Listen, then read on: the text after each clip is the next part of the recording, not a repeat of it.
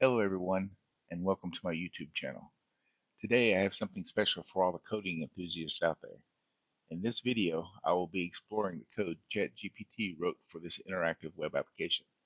The application allows the user to place dynamic widgets onto a dashboard.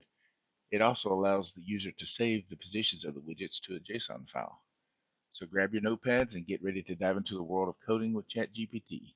Don't forget to subscribe and hit the bell icon to stay updated with our latest videos.